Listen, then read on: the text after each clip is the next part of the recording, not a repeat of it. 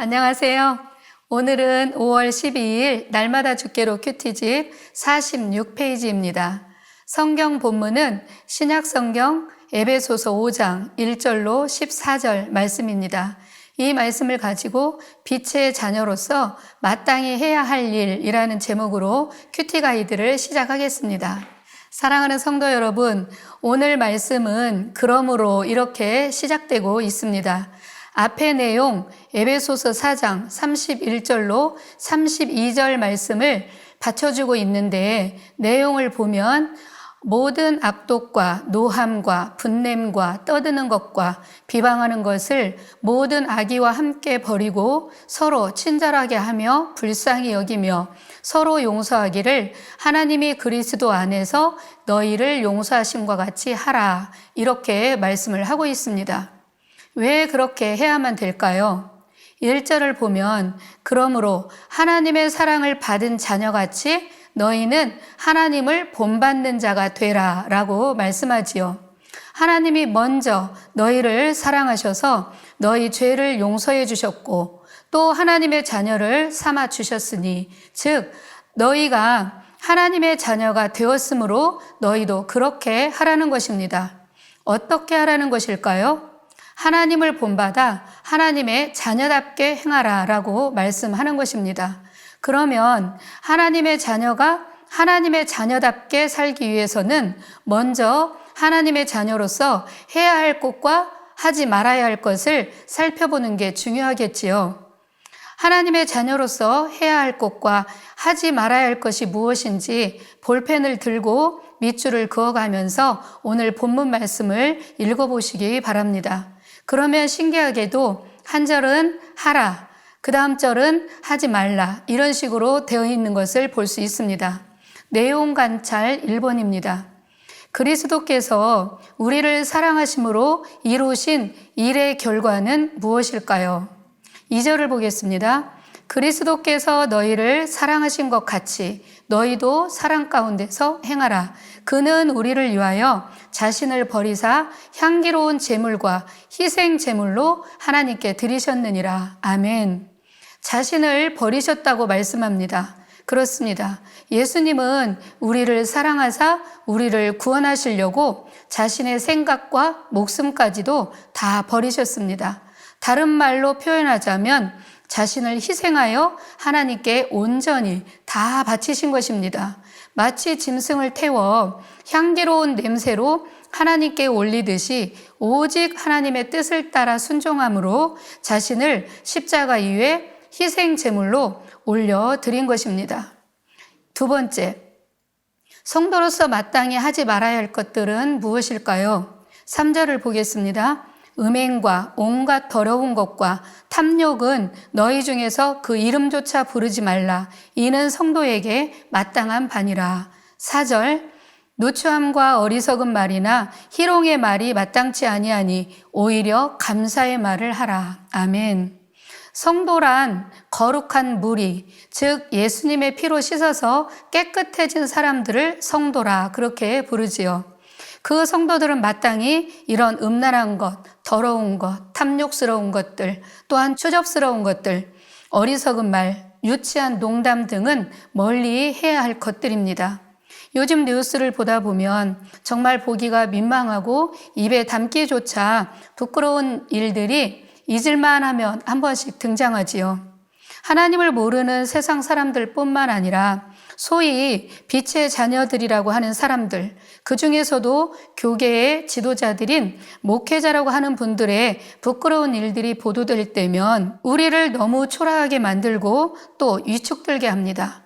또한 아버지라고 하는 사람들이 힘이 있다 하여 자기 어린 딸을 유린하고 시아버지가 장애를 가진 며느리에게 못된 짓을 했다는 보도를 들을 때면 그야말로 할 말을 잃게 되고 가슴이 답답해지는 것을 느끼게 됩니다.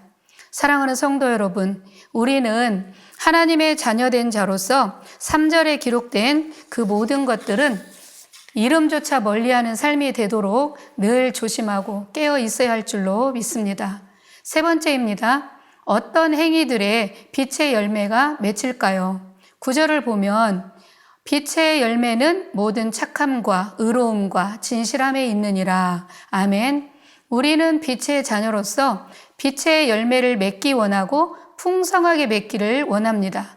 그러려면 열매를 맺을 수 있는 원리대로 살아야 되겠지요.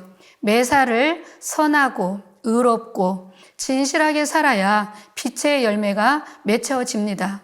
우리 옛말에 콩 심은 데 콩 나고 팥 심은 데 팥 난다는 말이 있지요. 내가 살아가는 방식에 따라 결과가 나타난다는 말씀입니다.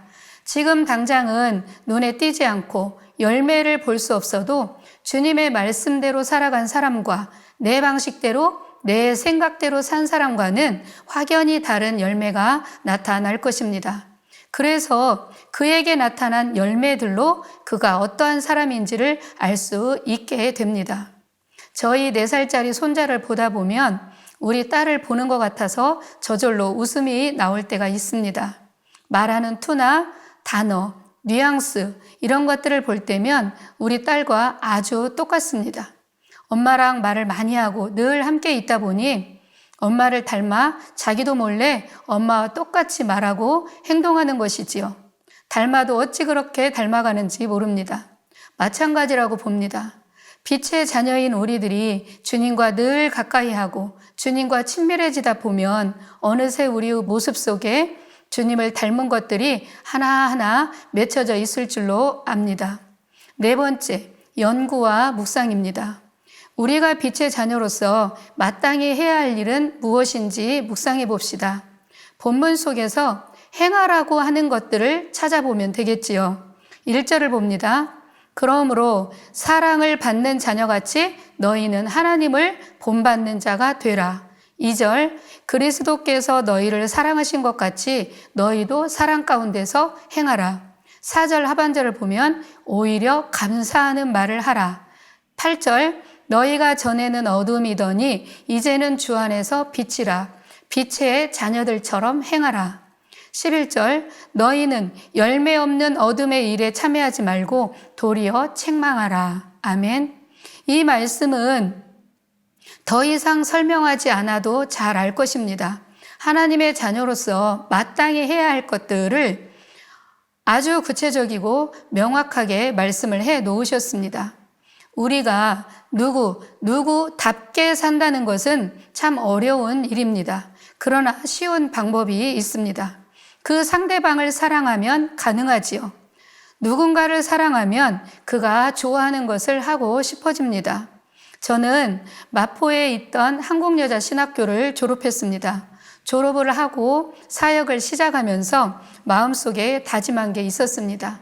그것은 내가 한국여자신학교 졸업생답게 사역을 해야지 하는 것이었습니다.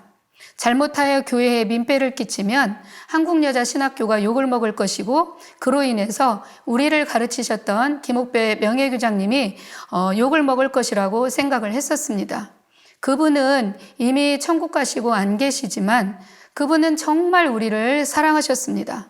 딸처럼 하나하나 지도해 주셨고 눈물로 가르치셨을 뿐만 아니라 어쩔 땐 너무 심하다 싶을 만큼 혹독하고 철저하게 가르치고 훈련을 하셨습니다. 그것이 사랑이라는 것을 알았기에 그분의 말씀대로 사역을 잘하고 싶었습니다. 사역을 하면서 문제가 생기면 생각을 멈췄습니다. 그분이라면 이런 상황 속에서 어떻게 하셨을까? 뭐라고 말씀을 하셨을까를 생각하면서 사역을 해왔습니다.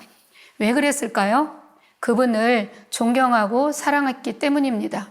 마찬가지로 우리가 주님을 사랑한다면 주님이 기뻐하시는 일들을 찾아서 하고 싶어질 것입니다. 5번째, 삶의 적용입니다. 사랑하는 성도 여러분, 나에게 손해되는 것을 두려워하여 진실과 진리대로 행하지 않고 어둠의 일을 행하는 자들처럼 살지는 않았는지 자신을 살펴보았으면 좋겠습니다.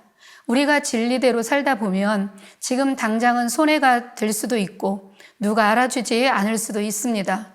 그러나 빛이 빛일 때에 그 모든 것은 선명하게 드러나게 될 것이며 빛 대신 주님께서 다 갚아주실 것입니다. 그것을 믿고 오늘 또 주님의 자녀답게 한 가지라도 선을 행하는 하루가 되어 봅시다. 아멘.